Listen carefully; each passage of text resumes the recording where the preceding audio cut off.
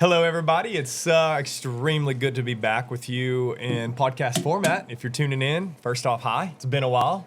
Thanks for tuning in.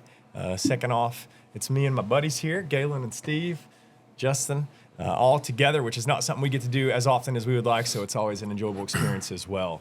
Our goal is to, much like last podcast or our most recent podcast, is to take a long format podcast that might be tough to digest, break it down into a shorter segment, maybe make it a little more approachable for our folks. It's the thermogenic effect of a podcast. Exactly. Yeah. Make it a little easier for you to digest, hopefully be a little entertaining, provide some knowledge that you can use in your day-to-day, maybe explain why it is we do some of the things we do in podcast format also, because it lines up with a lot of the thoughts we run into as we review these, and then just keep you in the loop. So with that being said, we'll always lead off with how's everybody doing? It's good to see you. It's good to be here. Galen, Steve? Doing good. I feel like life's changed a lot. It's changing a lot. I feel like there needs to be other updates worth discussing. Not a ton has changed as of yet, as far as, I guess, my day-to-day. But like so many people in our Bristol location, we've got a new baby on the way.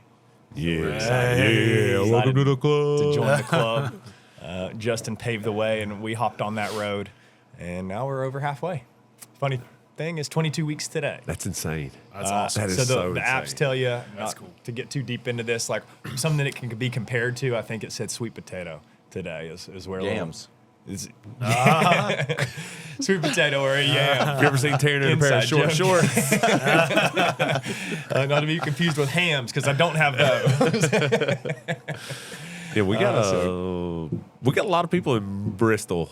It's Yeah. really cool. Really It's cool. exciting times. Yep. Be careful if you're in Bristol. Don't It's drink the old water. water. It's that rusted water coming out of the sink. That's an old building. Speaking of, here's a segue. It will inevitably be our final year in our current location in Bristol.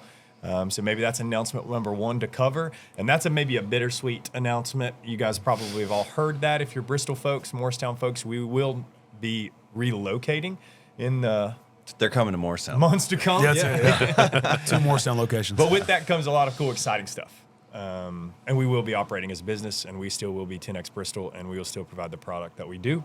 And you guys will be the community that you are, hopefully in a new space of some sort. So that will be around the corner. In the spirit of that, make sure you join us for our final year birthday in the Bristol physical space that it is now. Yep. Thanks to Jack and Bill for 12 years. They kind of Yeah. helped us out when we got all that stuff going. And Chad Davis, you know him. Chad Davis. He's the one that kind of brought us up there. Dr. Davis now. Oh, yeah, Dr. Davis. That's Cool. crazy. PhD Davis. That's cool. But yeah, we're very fortunate to be there, and hopefully everything works out in the new chapter, and we'll have a gorgeous space as well. In the spirit of celebrating that and another year of our business operation, April 5th, which if you've been in Bristol, you've heard us echo a lot during announcements because we're really trying to build some momentum behind this. Morristown folks, these 2 studs will be there. We'd love to see a lot of your faces as well. What we're going to do for that 12-year anniversary get together is a 9 o'clock workout, as always, and it'll be a fairly long format one. We'll probably push past the hour of working time because we're expecting a big group. And then we'll follow that up with the 10:30 hang. And that's going to be potluck style, so we'll have food on the table. Bring your families. We want to see all the kids running around, the husbands, the wives, bring them all in. And we're going to do quite a few things. Catherine, our manager of all things planning, which helps Justin out a ton, and fun, and 10Fit, and other things. She's really done a good job of putting together some good ideas, some ways to expand that, make it more interactive, more fun, like superlatives. We're going to do a cool little gym superlative That's an awesome lineup. Yeah. So things like most likely to miss the brief.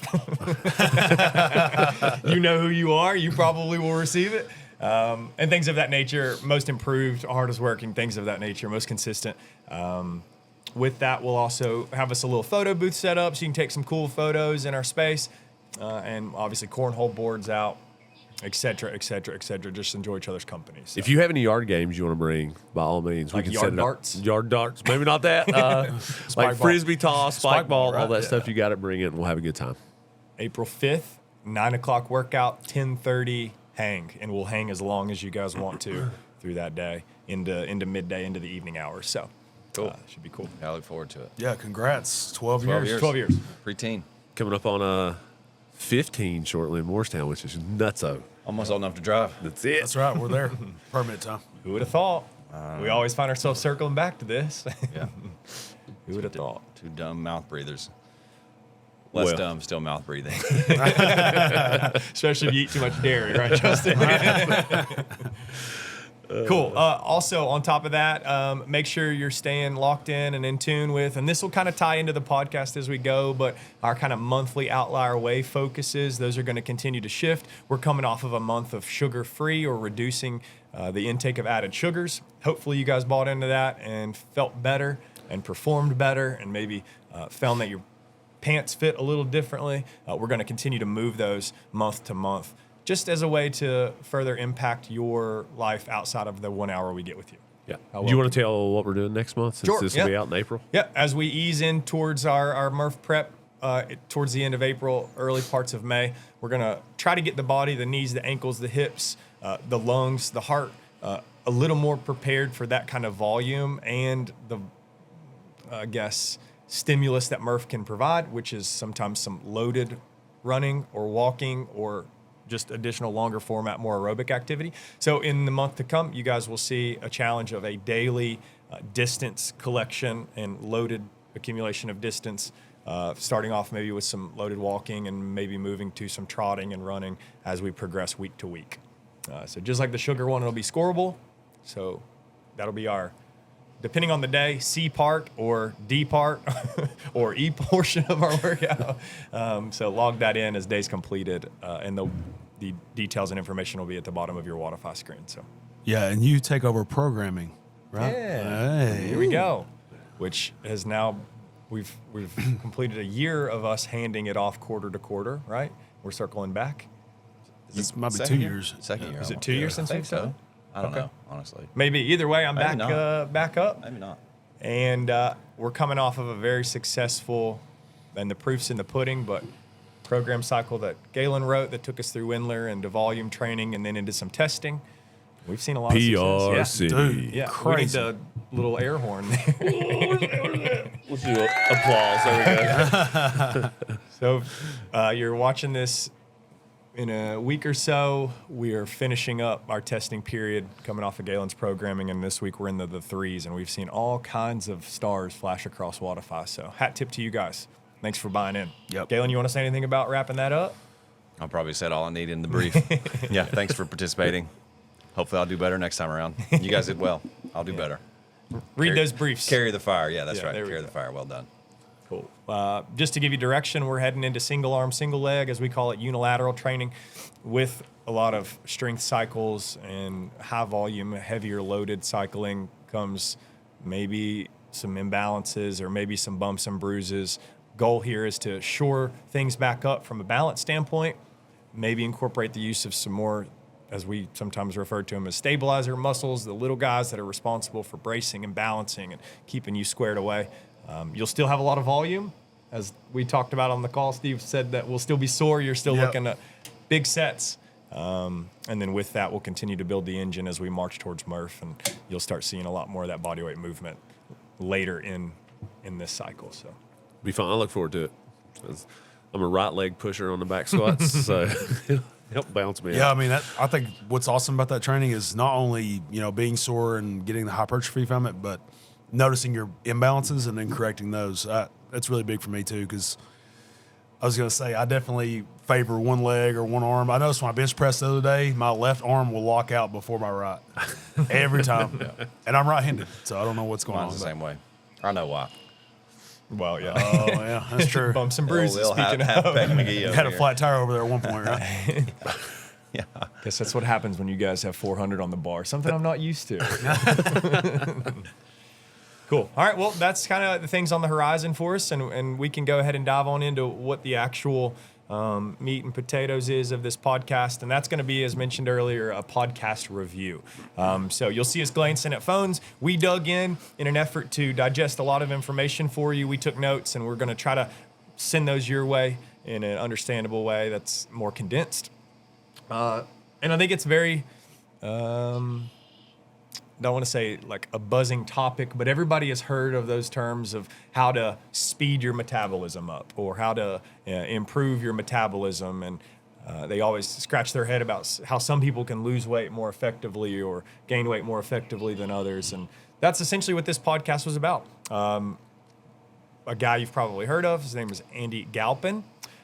He's a PhD in human biogenetics and also in Master of Science in Human Movement. So very, very well studied in the world of how metabolism works. Is it UC Berkeley, I think? Is that where it was? I think UC Berkeley. And if you're an old school CrossFitter and you used to watch any old CrossFit podcast, he was on Barbell Shrugged for a many of years when they used to do their stuff. Incredibly smart. Steve and I were talking about on the drive down. Yeah.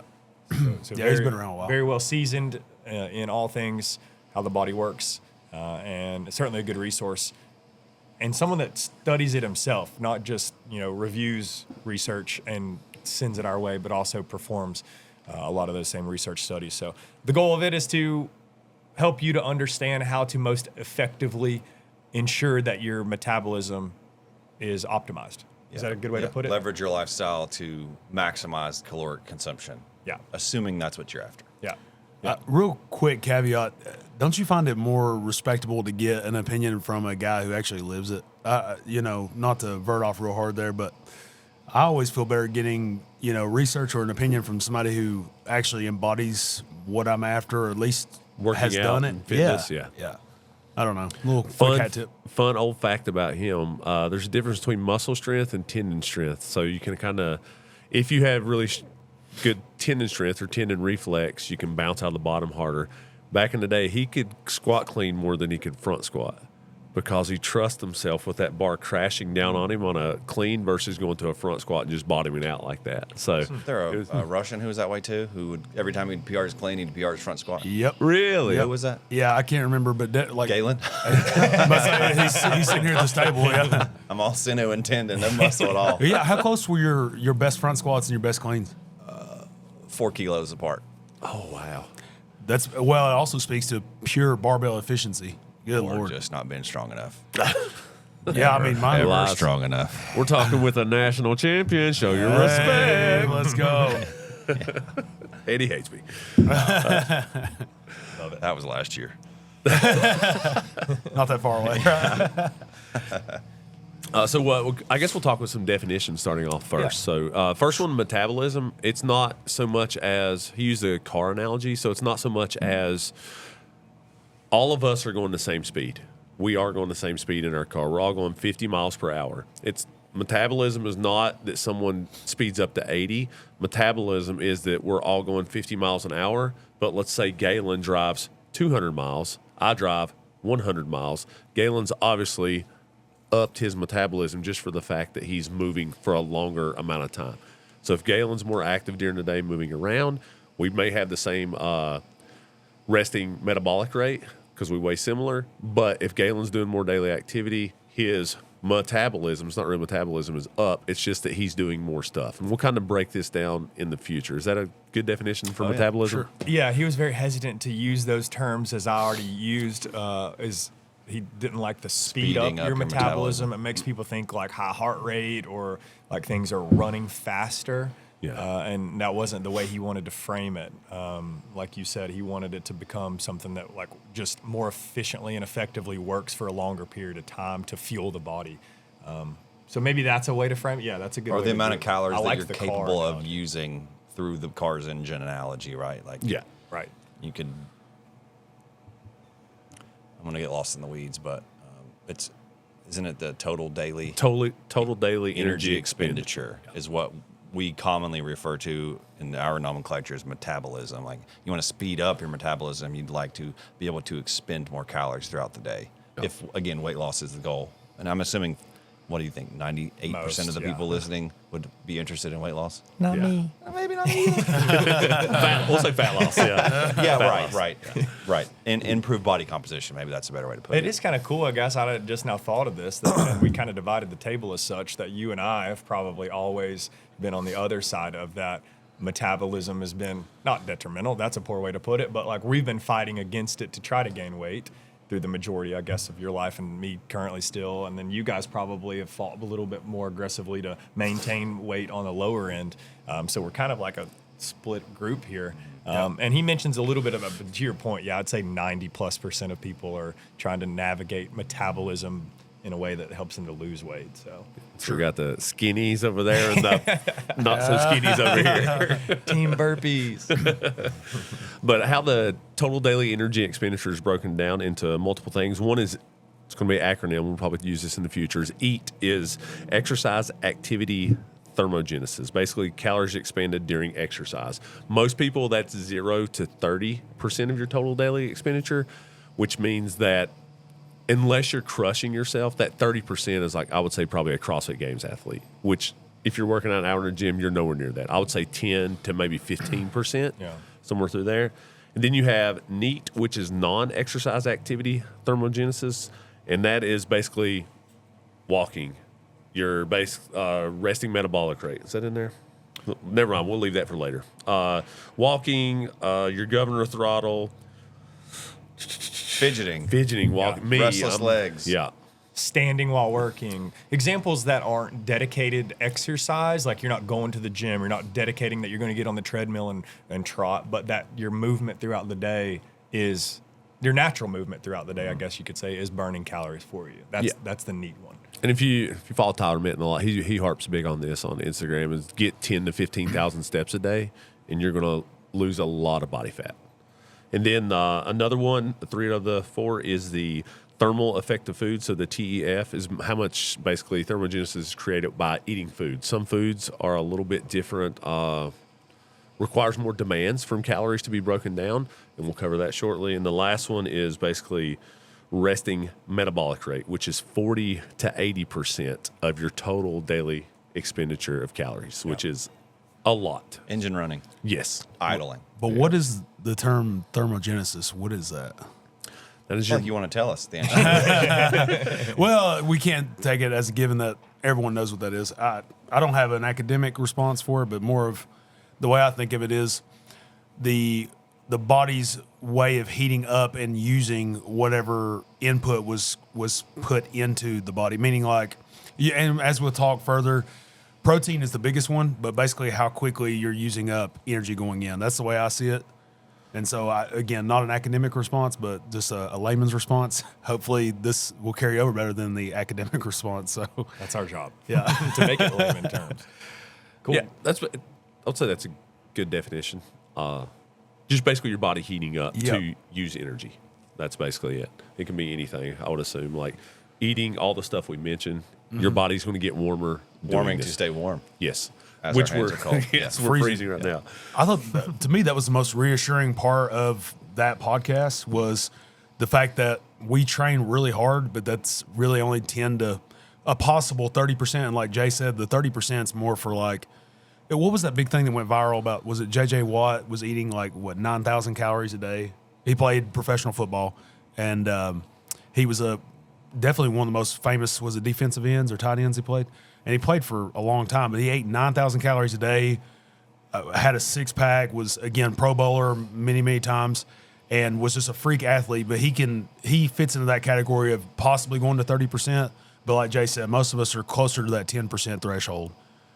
Yeah, and again, all this is referring to the actual eat, so the exercise activity. And I thought that was kind of surprising. Everyone leans so hard when they think about losing weight into the exercise hours, when really on the scale of things that are most important, it's on the lower end, at least from a metabolism standpoint. And we're not trying to by any means pull people away from exercising, so get to the gym, because we'll get to other reasons as to why it's important here in a little bit. But the actual active exercise period is only responsible marginally 0 to 30% of your calorie expenditure per day. So I think that ties really good into a catchphrase that all of us have heard, and that's that you can't out-train a bad diet. So just going to the gym but eating trash food and not lining a few other things up, which we'll cover, doesn't work, or not very effectively. Yeah. So, Yeah, eating like a fifth grader only helps fifth graders, and that's questionable. yeah, right. These days. Part of me thinks, though, while it is nominally effective in your TDEE, your exercise, I wonder if there's this cascade of effect that while I'm exercising, I'm doing something that's good for me, and then the carryover effect into the remainder of my lifestyle is also impacted. Not necessarily through the burning energy, caloric consumption standpoint, but through if I'm psychoanalyzing us, if I'm training, I'm so much more likely to do everything else that's correct. And if I'm laying on the couch and not training, even though it's a 10% margin of consumed calories, training on a training day versus not training on a non-training day, I'll be so much more active and apt to eating well when I'm stacking the dominoes in my favor for the favorable result that I'm after. It's like a momentum thing. Yeah. It's like if I worked hard in the gym, I'm likely going to choose to eat well after, or I feel like I threw that away, if you will. Right. And you get that endorphin dump. We all know that. Yeah. I'm just wondering, should we discount that it's only 10% of our caloric burn when that 10% of caloric burn might result in 90% of better behavior elsewhere? It depends on how deep you want to peel that onion, right? And I'm not saying it's really Well, and outstanding observation. It's just an observation. Well, and the way that I would tout exercise even higher would be the fact that 10% also makes you more willing or efficient in those other things. So like that other 90%, the neat part, I think it makes you more efficient in burning and all that as well. So like mainly I'm thinking of like muscle building. Obviously, the more muscle you have, the more you'll burn just from having muscle sitting around. Sure. So I think it makes all those other things more efficient. Yeah. So that would be so again, not discouraging you from exercise because it's kind of like putting on armor. Like it's just making you, again, more efficient in these other adaptations that we're mentioning. And then on top of that, of course, it's going to keep you safe and again, functioning really well, especially the older you get. And ironically, these processes don't even get worse as you get older in some regards. I thought that was interesting. He made interesting. that specific comment that your metabolism doesn't slow down. Right. Yes. Like we're told, age-old slow down in metabolism. Right. It's Right. just, you lose muscle mass and a lot of other things. But- It's like a cascade in the wrong direction. Exactly, but yet the foundation you've created is what's going to set the roof on that house, right? So So Jordan Peterson, Alice in Wonderland, you have to run as hard as possible to stay in the stay where same you are. spot. Yeah. Yep. So I guess our next step that probably be the most beneficial to start to break this down and see how you can utilize it in your day-to-day is to go into the details about how to navigate the acute, as the term he used, the short-term, short-acting, and the chronic ways to manipulate these different, the eat and the neat and the thermodynamics of consuming food, et cetera. So we can get into those details if you want. Yeah, so eat, basically exercise, activity, thermogenesis, the more work you're going to do, the more you're going to burn, basically. So it's 0 to 30%. It's not the big chunk, which we'll talk about next. But basically, the modalities that we do, which is kind of good for us, reassuring what we've been programming in the gym with resistance training, with aerobic work, and also with interval training, it kind of breaks that down into calorie burn. So more work is more calories. Like I said earlier, aerobic and endurance, you're going to burn way more calories during exercise from aerobic, longer style workouts. Caveat is when you stop that aerobic work, you stop burning those calories. All right. Whereas other things go a little bit over. Resistance training, very little calorie output. So if you're doing some strength training and stuff like that, trying to compare the difference between that and aerobic is going to be way less calories burned during, but over long term, you're going to end up building more muscle mass, which is going to have a higher effect on your resting metabolic rate. It's a perfect example of I don't know that I like his terms acute and chronic, which they always have a negative connotation in my mind. Like acute means pain, chronic means pain. I'm like, are we talking about pain? But acute lever pulling for caloric burn, aerobic work. Yep. Long-term lever pull for more caloric burn, more muscle mass. Absolutely. Right? For just distilling it down. Yeah, that's almost like a delayed gratification of resistance training. You got to sow the seed before you eat the fruit. Yeah. And then he brings up what about interval training, CrossFit, the type of stuff we do, the painful stuff. It's in between those two. So it's going to be somewhere in the middle. You're also going to have a post-workout exercise oxygen consumption, which will take 5 to 10 hours for your heart rate to come back down, which means that your resting metabolic rate after exercise is going to be a little bit higher. So you're going to be burning more calories afterwards. Which one of these you should do? All of them. All right. Just like we program. I know we have some people, it's like, it's a heavy deadlift day. I don't want to do that, but it's a 45-minute AMRAP. I'm going to do it because I burn 500 calories. You need both. All right. Short term, like Galen said, aerobic. Long term, strength training. You want to get the best of both worlds, meet somewhere in the middle, interval training. Find a place that braids them together for you. Yeah. Weave that tapestry across the course of your life. You know a place? I've heard of one. And they got- Planet. Quitness. Yeah. Where they don't want you to be there every day. You would have chosen a different word than me. That's our sponsor. That's our sponsor. I thought that's where my brain went first. That's our quick sponsor right there. Brought to you Get by it. Domino's and Sorry. Tootsie That's no Rolls. hate to Planet Fitness. It is a great place for people to go and exercise All movements Yeah. with without movement. guidance. Yeah. Yeah. Which you need. Cool. So those are, I guess, three of the best approaches and why you should weave all three of those styles of training into your workout regimen. And that all falls under the category of EAT. So the actual specific exercise and why it helps to improve metabolism. So you want to dig into the NEAT next, to the non-exercise? So that would be a way to impact 0 to 30% 0 to 30%. of total daily TDEE.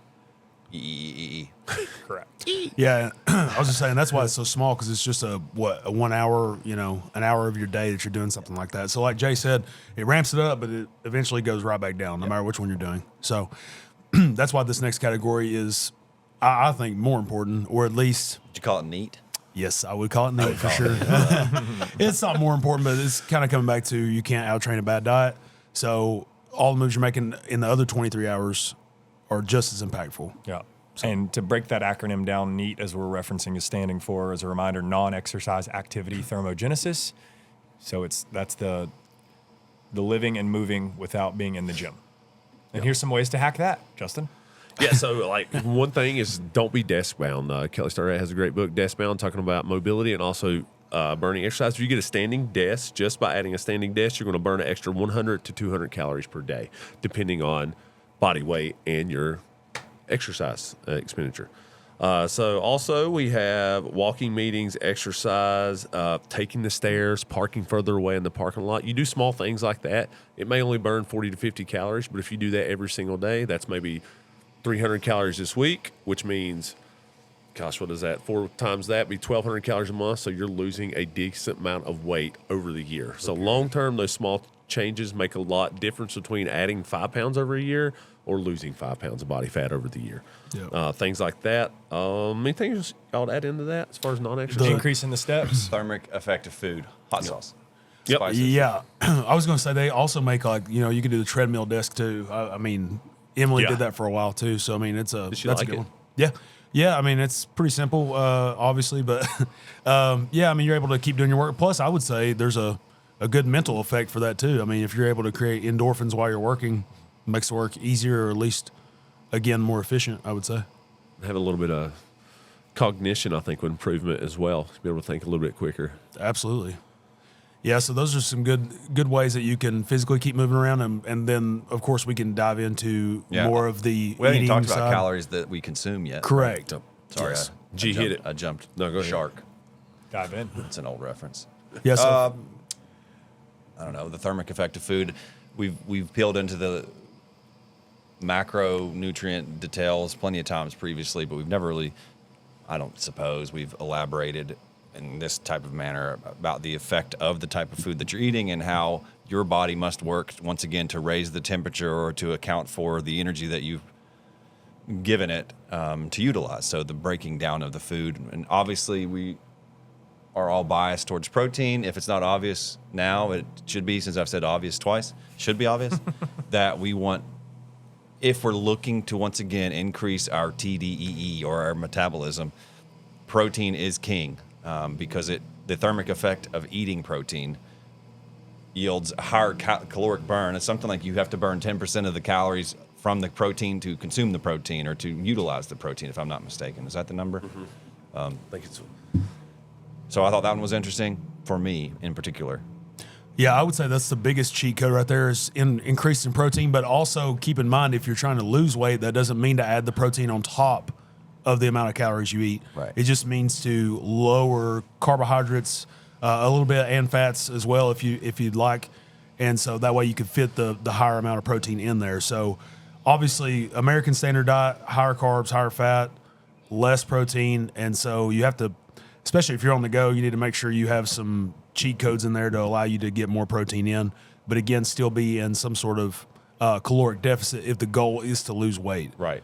Protein stays the same. You can fiddle with the carbs and the fat, and the protein consumption supports the muscular adaptations that you're after, the lean muscle mass that also increases the long-term chronic caloric consumption. Yeah. What did we talk about on the way up here? Was it like if we go to Braziro's, like I love that Brazilian steak. Yeah, the meat sweats. Yeah, Seems like so scientifically rooted. Insert Theo Von clip. Yep. Maybe, like I said, for that Jimmy John or even for a Jersey Mike, even though they got that sweaty meat. And you know that shit, Jersey Mike's, y'all dealing that sweaty meat. What are y'all doing, huh? Y'all making them pigs nervous and stuff, them animals nervous for you killing them because they got sweat in the meat.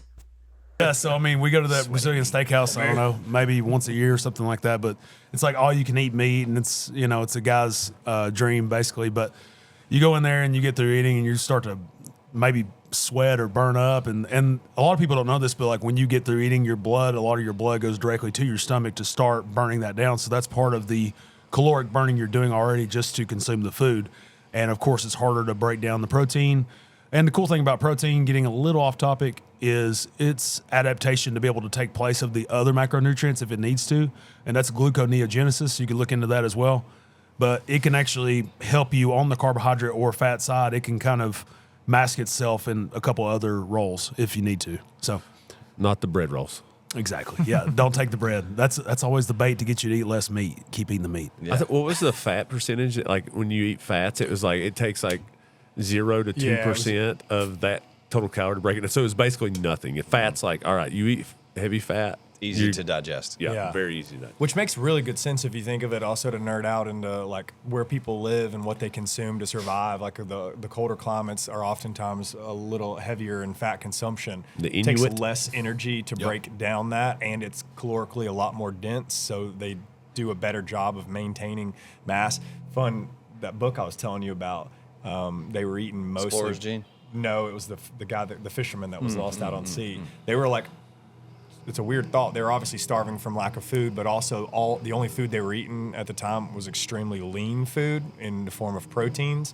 So it's like while they were getting calories, their body was having to work to process those calories. So it was like almost one step forward and at least a half step backwards to break that stuff You down. heard of rabbit starvation? That's a thing. I've too. heard. I was going to bring it up. Yeah. Yeah. It's really neat. Interesting tie-in. Neat. We're gonna I can't quit saying it.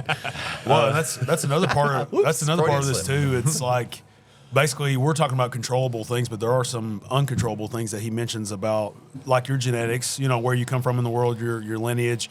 Jay just mentioned the Inuit people. Those are Eskimos, and they lived on like seal blubber and whale blubber, and so they had no carbohydrate sources, but again, genetically, that was fine for them. So that's something that, again, it's uncontrollable that we can't, even the weather, where you eat, things like that. But nonetheless, we can control quite a bit, and so we'll keep delving into that. And not to lose anyone in the weeds too much, but what Justin referenced was the percentage of energy it takes of those calories to break down and let the body absorb those food. I found it here that it's 0 to 2% for fat, meaning basically every calorie of fat you eat does a pretty good job of getting digested and into your system. And then carbohydrates was 5 to 10%. So it does take a little energy to break those down, but then proteins, were 15 to 30% of the energy. Get your protein. To actually get it broken down. So all that to say, like the higher level of protein you're consuming, the more calories you're going to start burning just to get your body to absorb that food. And if you don't chew your food good, like me, you may actually burn a little bit more because it's harder to break I down. heard that. Yeah, that was an And you'll interesting stay full more. Yeah. Yeah, and that's More time. another good point. Just real quick, I was going to say the way that you absorb food, like a lot of people will rely on protein shakes, and so you're taking away another thermal effect that your body could create just by chewing and eating something in a whole food form. And so he also mentions that as well. So you're taking away the calorie expenditure you could create by having it in a liquid form. It absorbs a lot easier that way. So it's better to eat whole foods if you can, protein shake if you have to, but that shouldn't be your go-to, if that makes sense. Was it when we went to Ancestral Health Symposium in Montana? They were talking about one of the talks we went to. Guy was eating raspberries versus freeze-dried raspberries that had been smashed, and talked about the difference in the insulin spike, and it was like I think 20 times worse with the type that maybe not 20 times. It was up there. Processed kind, right? Yeah, the processed kind. And it was just like your body takes a huge insulin spike versus having to break it down. The pre-digesting is already done. Yeah, oh, that's true. That makes Think sense. about I like it. that. The Yeah. digesting is a process which requires heat. Yeah. And if that process has been done outside of the body, then you're forfeiting that potential to have done it inside the body. Yeah, so instead of getting the meat sweats at Brazzero's, if you get a meat puree, you kind of got a cheat code there. Hey, don't skip the protein shake. We're not saying that, but No. you can chew your food, chew it well. No, and I think it'd be good to even mention why I think it's harder for the body to absorb protein, just because, the fat goes in there a lot quicker, like Jay said. But I think the reason that would be is because a lot of your cellular membranes are fat oriented. And so it's a lot easier for, things to pass back and forth in the processes of cellular respiration. And when you come to carbohydrates, it's the first primary source that the body uses. So that's why protein takes the body a little bit harder, a little bit longer to break down, just because it's not as easily absorbed as the other two. So that's something to keep in mind as well if somebody was wondering why protein might have a thermogenic effect a little bit greater than the other two. I guess you kind of look at it as like chewing too. Like you're talking about chewing. Like I'm guessing the type of food that's harder to chew is going to be the hardest to also break down in your stomach. Makes so you sense. can drink a cup of oil, probably going to have disaster pants, but you can drink it pretty quick, but you can't drink a cup of hamburger meat. Like Right. you're going to have to put a little work in. It all makes sense if you use logic to me, if you're relatively logical. You're oriented towards what. Oh, okay. No shortcuts. Yeah. But yeah, protein's the biggest one in the neat category as far as eating, but there are some other cheat codes too, right, fellas? What were they? If So- you like Mexican food, Spicy. Yeah, food. you can only take one ingredient with you. Let's go to that Sauce. cover Hot those, sauce. which is going to be the acute adaptations. This is stuff that. So if you want to take notes, start taking notes now. These are the acute adaptations, which means basically 1-ish to 3-ish hours of resting metabolic rate, or you're digesting food or something like this. Is a short-term thing. This doesn't last all day. And then we'll go into chronic, which is all day. And Galen was talking about earlier, we can stack these on top of each other and get the most bang for your buck to get that totally daily energy expenditure up. First one, go Steve. You just said it. With the hot sauce? Yeah. The hot sauce? Yeah, so obviously, like a lot of the things you're eating, and this one makes sense too, as far as, literally creating heat within the body. A good enough hot sauce. Randall Jolly back in Morristown eats the hottest sauce anybody could ever imagine. He tried to offer my wife some, and I simply jumped in with a shout and said, no. So I saved her life real quick, but apparently he can eat ghost chili peppers the way most people eat peppermint candy. So kudos to you, sir. So you should have the highest metabolism by default. But yeah, hot sauce is a good cheat code. Chilies, gingers, peppers, and turmeric is ones that he mentioned. Yes, so that, and then you could even go over into the spices category, the way you spice your food, black pepper for sure. I'm sure there's some other ones I'm missing. Basil is another one, I believe. I think that was one. But even the way you season the food you make, especially, if we're talking about protein, how to make it a little more satiating, because it's not as sexy as, the carbohydrate category. I don't think it's. Speak for yourself. Yeah, okay, maybe. It's a steak. If it's a steak, we're Yes, good. yes. So there's other ways you could go about it, but the hot sauce idea, the flavorings or the seasonings of the food itself, that's another way to stoke that fire, that internal fire, so to speak, when you go to break those things down. Am I missing any there? I think that was Jay pretty much said it. Ginger, turmeric. Yeah, ginger's good. What was the other one? Black Red pepper. peppers, any type of peppers, any type of spicy stuff. mustard. Yeah, it's difficult to eat as much. Like if you're eating, I think that super, personally is the biggest part. yeah, because you're going to get burnt up, like Steve said. Like unless you're Randall Jolly, you can just burn Yeah, through. it's whatever. Yeah. And then provides flavor without calories. Most of that stuff's incredibly low calorie. If you get a Frank's hot sauce, it's basically 0 calories throughout. You can drink it if you want. He used the example hot sauce versus ketchup. Yeah. Yes. He called it acaloric, which I thought was interesting. Yeah, well, it does. It goes the other direction. Increases the metabolic rate. Like I said, that's one of those things that lasts for like maybe an hour or so. So it's not as huge a deal. And then increased sympathetic drive. Basically, you're in fight or flight because it's your body's like, whoa, what's happening? And then you'd have to eat pounds of these to make a difference in your caloric intake. Like you could probably eat a bucket of red peppers and 1 can of Coke has more calories. Like it's literally That's fair. Yeah, Oh. I think that's absolutely right. So, again, that's kind of the creating heat effect from food itself. We could jump into the water idea. Drinking water, of course, is helping with, cellular respiration, caloric breakdown. The body needs water and blood to certain areas. So that's, again, why the stomach has more blood around it when you get through eating because it's digesting. But the water idea, I think the cold plunge is a great parallel to why we do that. So cold plunge is great for inflammation, but it's also great for creating some sort of thermogenic effect from the body to heat it back up. And so you're kind of doing the same thing on the inside with a really cold glass of water, ice your water up.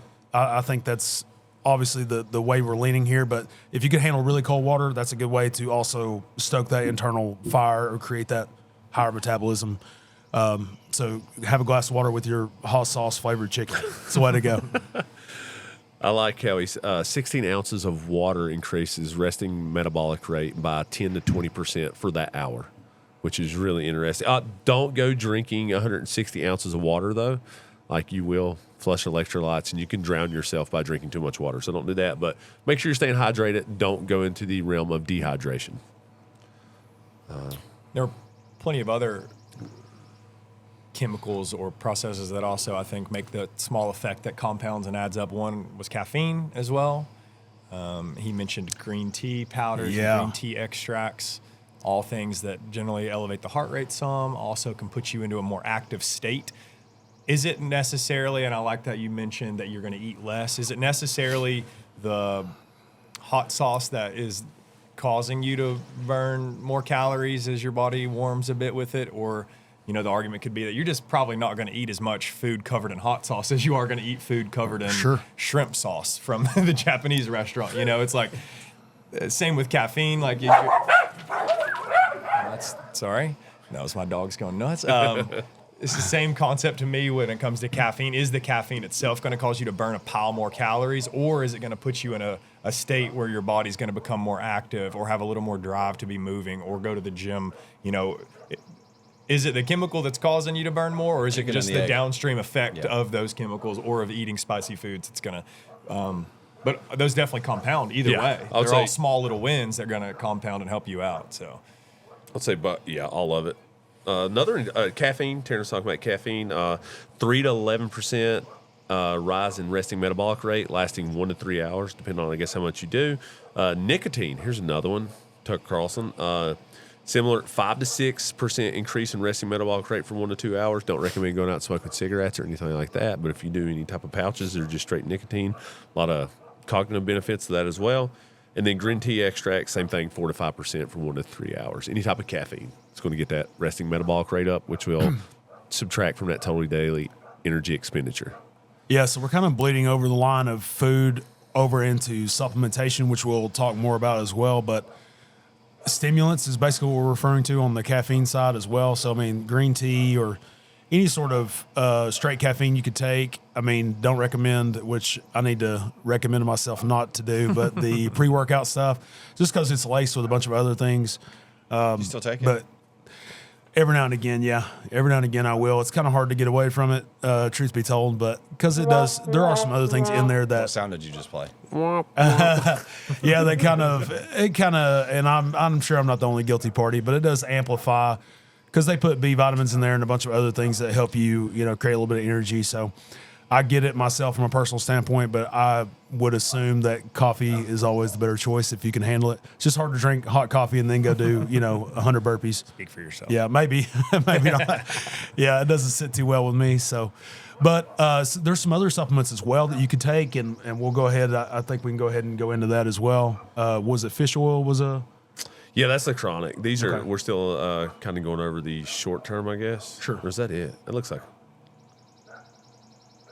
Let's call it that. He's kind of everywhere in the podcast, too. Mm-hmm. Like, it was hard to take notes and, make one coherent argument for anything out of this. So, one thing we touched on earlier is age. Taryn brought it up. Like, you don't lose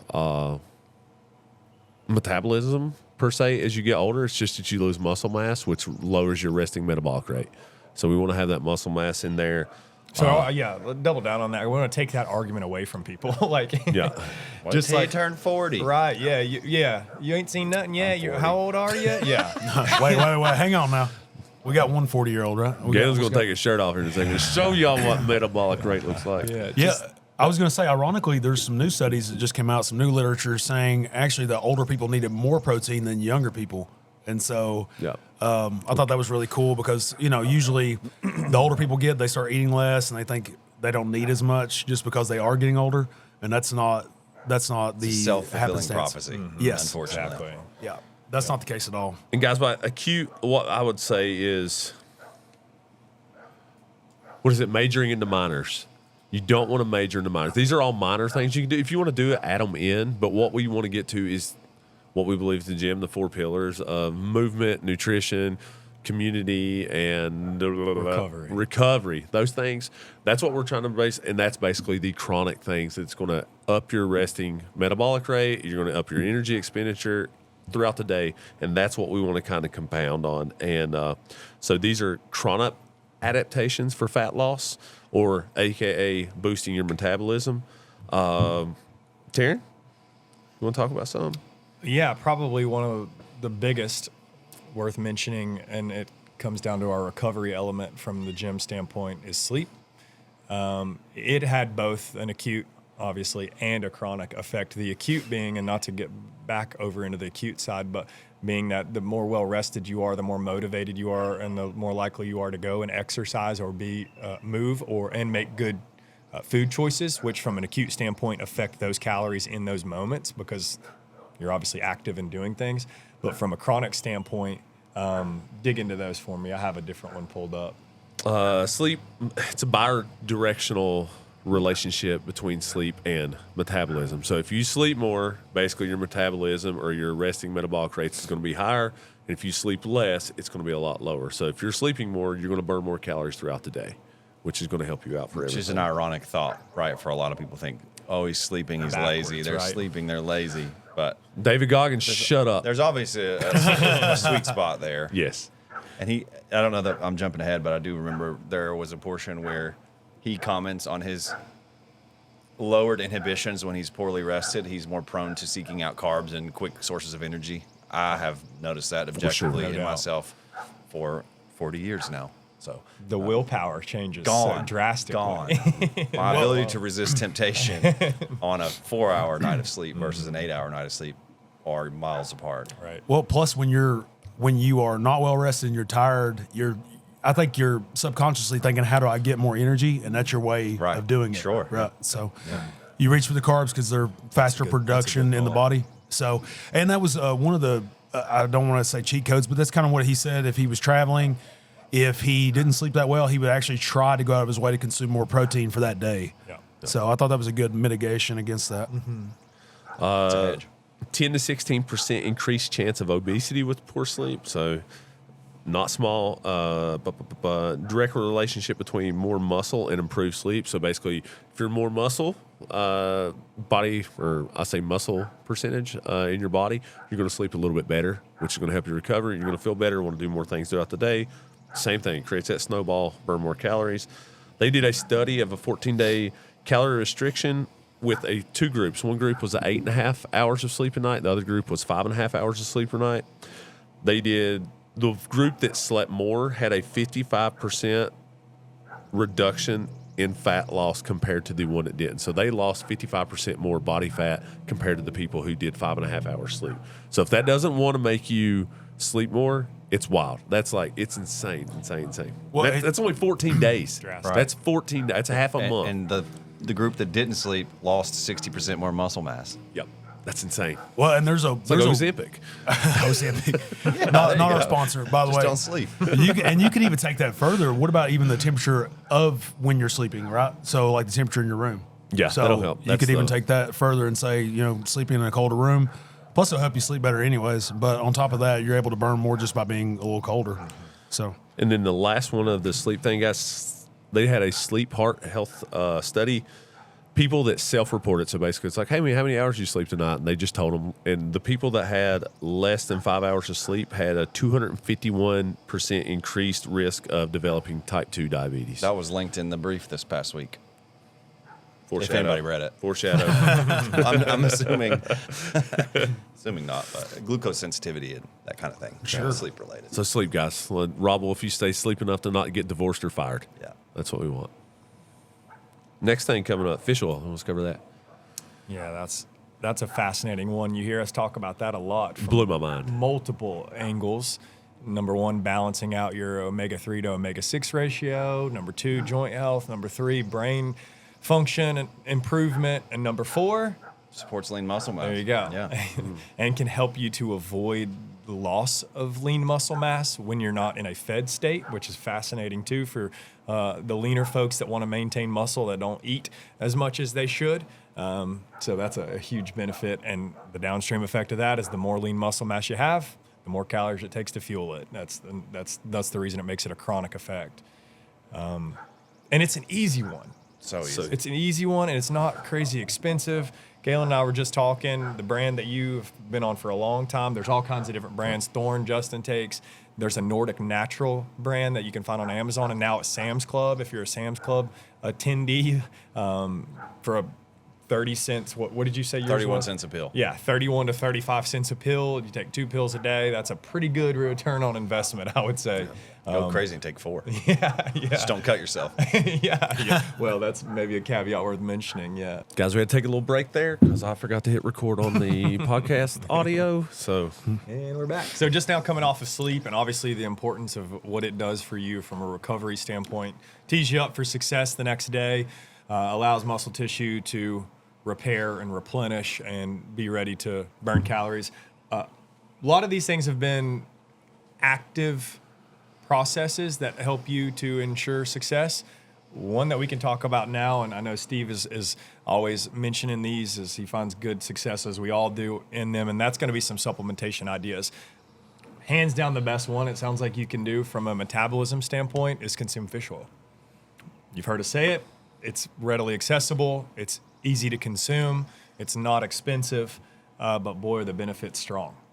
So if we want to dig into that, because it's certainly worth mentioning, maybe it definitely has some acute, but most certainly chronic, some short, but most certainly long-term effects too. So, Jay, you want to head into that? They did a study comparing people 66 years and older of adding 3 grams of EPA and DHA, basically omega-3s or fish oils a day, and then also they combined it or compared it against the group that added 3 grams of extra virgin olive oil a day.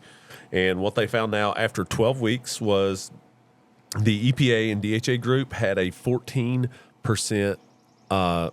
increase in resting metabolic rate, 10% increase in energy expenditure during exercise, fat oxidation rate increased by 19% at rest and a 27% during exercise, and then 4% increase in muscle mass. That means they changed nothing besides added 3 grams of EPA and DHA a day, which is mind-blowing to me. I never thought, I knew it was healthy for you, but I never thought it would be something It's like a pretty this. big dose now that I'm thinking about it. Yeah. Right? Pretty It's big dose. probably- It would be 3,000 milligrams. I would say, what, 4 or 5 of 5 the Nordic? pills. Yeah. 5 that's- pills. So that's on the upper edge of consumption. Most certainly, the recommendation is generally 2 capsules. 4. You take 4 a take day? 4 a Okay, day. sorry. Well, I'm on the low end of that. Sorry. But nonetheless, those benefits certainly, I'm sure, are there even at lower doses than what they're recommending. But again, not an expensive product. I know you use the Nordic Natural brand, which you get off of Amazon, right? Auto shipped. They have it at Sam's Club. Thorne makes a good product. Steve, which one do you go with? Mine's on Amazon. It's like one of their top ones they sell. But and what Jay was saying a minute ago, the EPA, DHA, those are 2 acidic substrates that are basically what you're looking at when you look at the value of your fish oil. So the higher they are, the better, right? If you go to Walmart or Walgreens, somewhere generic, you're going to get, it's going to say omega-3s, but it's going to be Just basically look. other. Right. Look how many pills it would require to Correct. Accumulate over 1,000 or maybe even over 1,500 milligrams of those 2 particular fatty acids. Yes. So when you choose yours, look at the back, like Jay said a little bit ago. Look at the back of the ingredients list and make sure those are higher. I think mine's got 2,500 milligrams with the 2, the EPA and DHA. And so that's what you're looking for. Whereas if you go to Walgreens or Walmart, it's going to say omega-3s and it's going to say a high dose, but it's more of the other omega-3s and not EPA and DHA, which are the two you want. And guys, I would recommend if you're going to take 3 grams a day like they did, I would probably have that spread out throughout the day. I would probably have a gram in the morning, maybe midday lunch, and some at the end, just for the fact that you don't want to have that much fish oil in you at once, because you may have some If Oil you're spill. sensitive to oils. You're going to have an oil spill. Yeah. That's basically what's going to happen. BP. Side note, you remember the fish oil calculator we used to use with Rob Wolf? I wonder why they we got would rid of that. We would buy the fish oil from Walmart and Walgreens, and you plug in those EPA DHAs and be like, you need to take 23 fish oil tabs. You remember that? Yeah, it was and we insane. did it, and we did it. We're like, hell, this fish oil We bottle probably- lasted 3 days. We probably PR'd our like Cindy's and all that stuff during that time too. Yeah, Our blood and- was so thin. Yeah, ruined a bunch of underwear. And toilet paper. Yeah, I was going to say PRTP use. Yeah, so the toilet paper shortage, that was these guys. That's hilarious. So that one's a no-brainer, maybe pun intended, because it also has plenty of brain improvement Good and for the brain, cognition yeah. side effects, joint health. And the last one I think is really, really worth mentioning again, that they had a 4% increase in lean mass, because there's plenty of discussion now in that world of the consumption of fish oil aids in preventing the loss of lean mass when in an underfed state. Basically what that means is if you're not eating enough, if you're not consuming enough protein, instead of the body shaving off the excess or what it deems excess tissue, the muscle mass that we like to see in the mirror, instead of it doing that process, there's some type of effect, and I'm not Andy Galpin's, I don't know, but there's some type of effect that the body in turn holds on to that a little bit more effectively, which protective, yeah. has the downstream effect of the more muscle mass you have, the more calories you're going to burn throughout the day, the better and more effective your metabolism is. So eat that stuff. Consume those fish oils for sure. And I guess we can move now. And not lastly, we're kind of starting to bring it to a close, and we'll give you the game plan. But discussing the importance, and we've kind of mentioned it a little bit earlier, of incorporating large amounts of resistance training, simply because from that long-term effect, having that extra lean mass on the body is going to aid in burning more calories. Not only that, but act as a shield, as Galen well knows, and a defense amongst a lot of things. So adding lean muscle mass, here's the details on actually how it affects you from a calorie burn standpoint. Yeah. Pretty straightforward. Yeah, we can read to you. For every lean pound of mass, muscle mass that you have, you will burn equivalent to 6 to 10 extra calories per day. So for every extra pound of high quality muscle, you will burn that much more caloric fuel throughout your day. I don't know that we need to go beyond that. Right? No, that's pretty much the gist of it. And I think if I remember correctly, that's the same study that was cited in our most recent, or one of our most recent social media posts that was discussing resistance training for women. Right. Because the cumulative effect of that day to day and the cumulative effect of that pound to pound in everyone, but even specifically to that post in women, is huge. I think Biggie Smalls wrote a song about it. Mo muscle, mo calories. That's what it was. Yeah, that's it. That's it. Right? That's what he said. Notorious. Provoke some shots for sure. But- Come in. He whatever to live through the bullet wounds. That's right. Yeah, more That's right. muscle. Yeah, it's to me, it's More muscle, more calories. well, bro. that it's like having an asset, right? So you got an asset that makes you money while you're not having to your work mouth. at it. That's what it is. I mean, that's what's happening. Two So types of assets. It's an easy, yeah, exactly. Hopefully, it's building your asset, right? So, but yeah, that's the way to look at it. It's like you're making money without actually working. It's essentially what it is. I like it. Yeah, sure. Perfect. So lift heavy weights and lift them often and lift them safely and test them often and get PRs. Hey, congrats again. All right, couple last things for you, just to review the types of exercise and just kind of their actual effects from a calorie burnt standpoint. It's worth kind of reviewing that stuff too. Obviously, we've mentioned that exercise in and of itself, all forms of it, helps to keep your RMR high. So while you're resting, you're burning more calories, and the more you exercise, obviously the more effects, depending on the type of exercise you're doing. Aerobic exercise, meaning that steady state stuff, as we mentioned earlier, is it is the most effective at burning calories in that moment.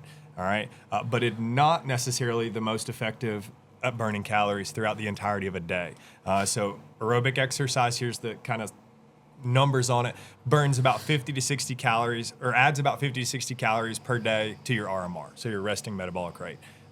Meaning when you finish it, the downstream effects start to trickle away pretty quickly and don't see themselves returning. Resistance training is the number one at having downstream or throughout the day effects or chronic effects, and that's going to be 100 additional calories a day. Simply because and that's on average or an estimate, because the more muscle mass you're putting on, the more you're going to burn. And then lastly, your higher intensity interval training, the sprint style stuff, the painful pain cave, leave you on the floor stuff, comes in at about 75 additional calories of increased burn throughout your RMR each day. Right, and that's because of the oxygen uptake needed afterwards too, right? The Right, the EPOC. epoch. Right. It doesn't turn off. That valve doesn't get shut off from a calorie burning standpoint right away. Yep. There is a recovery process involved in balancing things back This out. kind of goes back to like the Dr. Tabata, how that kind of come up. They did the studies of sprinting and affecting on VO2 max increase and fat burn. So it's really interesting stuff if you want to dig deep there. Also, eating more will get you some more calories burned in, but you can't eat like a butthole. You got to be smart about it. But if you can get your total daily energy expenditure up, you're going to burn more calories just by eating more. So it's kind of give and take there a little. Let's say you start implement some of these ideas and really dial things in. You're going to most certainly see some success and weight loss, which is a good thing. But with that, if you've ever been through a weight loss program and you see the immediate results, you also understand that coming in shortly behind that is going to be a pretty slowed down weight loss success theme, meaning that early on, you're going to see those pounds drop fast. As that continues, then you're going to see that your results aren't happening as quickly. So we'll give you a little bit of a strategy or two that helps you as you lose weight to continue to lose weight from a metabolism standpoint. Jay, you want to dig in there? Yeah, guys. So Andy on the video kind of broke down basically if you are at a total daily energy expenditure of, or you're intaking, 2,500 calories a day to maintain 2,500 calories of energy expenditure, and you want to reduce basically a pound by a week, which would be about 500 calories a day. He gave three options. One option is basically add 500 calories of exercise, which is going to basically be an hour sitting on the bike, close to an hour sitting on the bike or something like that. So if you don't have time for that, that gives more options. Also, the aerobic would probably be the best choice for that. But what's going to happen is your body's going to self-regulate to be like, all right, he's doing this much here. We need to down rate our resting metabolic rate as well because we're burning more calories here. So your body kind of counteracts that. And then you can also just cut 500 calories of food out, which seems to be like one of these two is what people do, the first and the second, really. Same thing, resting metabolic rate when you cut it down. One, you're not getting that thermo effective food digestion. So that's going to drop the calories or resting metabolic rate as well.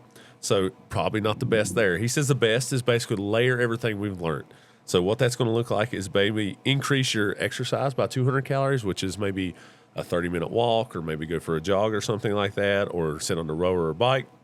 And then supplement with fish oil, green tea, caffeine, whatever you want. That's going to be about 25 calories a day, which doesn't sound like a lot, but added up over a year is quite a bit. And then switch out 15 grams of fat for 30 grams of protein. One, fat's easier to digest, so that protein is going to be more calories burned, and it's also going to retain more muscle mass, which is then going to raise that resting metabolic rate and all the benefits you're going to get from that from being strong and staying healthier longer. And then you can also cut carbs by 20 grams, which is 80 calories. And the last thing is a 15-minute walk at lunch. That's another 100 calories. And that adds up to about 400 to 500 calories, which is a way better way to basically leverage all that stuff instead of just investing in one stock and hoping you hit big. You're increasing your portfolio of Diverse. Yeah. You're diversifying your portfolio. Diversifying your portfolio. And then you have more chances of, one, you're going to feel better. Because if you add 500 calories of exercise or take 500 calories of food out, you're going to have a little bit of energy problems there. If you can do it a little bit from each, it'll go a lot longer way. Boom. So there's a strategy for if you're seeing your success start to slow. And we'll put a video up or, a graphic up of this. Yeah. I'm freezing right now, by the way. We're helping our thermogenic effect here by sitting out in the cool air, in the shade here. So Awesome. Well, it seems like our protein-dense food is all but ready, so we can bring this thing to a close here with just a 30,000-foot review, and then hopefully send you on your way with maybe a new strategy or two to hopefully ensure that your metabolism is running as effectively as possible. So, number one being, it's the one that most of you, if you're listening to this, I would venture to say almost all of you probably are bought into the most, and that's come see us as often as possible. So that's your eat. That is your exercise focused burning of calories that you control for at least the hour of the day that we have you. So the more you do that, the better. We like to think that you're in good hands from a programming standpoint because we're going to check all of the boxes that we talked about as being important for ensuring that you're balanced. You're burning calories aerobically, you're resistance training, and you're performing some high intensity work. Number two, make sure that you're trying your best to stay active outside of the gym. Keep yourself moving, whether that be long walks, standing more, finding little short windows of exercise throughout your day that don't have to be dedicated gym time. That's going to help with the NEAT type stuff. That's why you're moving yourself around without specific focus on being in the gym. Additionally, eat tons of protein. The thermogenetic effect of food is important. So protein is the number one helper from a calorie burning standpoint when it comes to consuming food. Trade that in for additional calories from a carbohydrate or fat standpoint. And then obviously make sure you're recovering properly as well. And then, why am I blanking on the last Sleep. one? Number 4. Sleep, fish oil. Yeah. Supplement properly.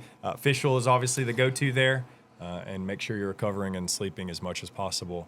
Quality sleep as much as possible. Way to go. Taryn Galpin. That's it. That was it. Yeah, TG. Really good. Hopefully that wraps it up for you, and hopefully you took some gems away from this. We're going to continue wrapping up podcasts as we asked in the last one. Provide podcasts that you're interested in. We'll try to dig into the 2.5 hour podcast and condense it into an hour and some change like we've done today.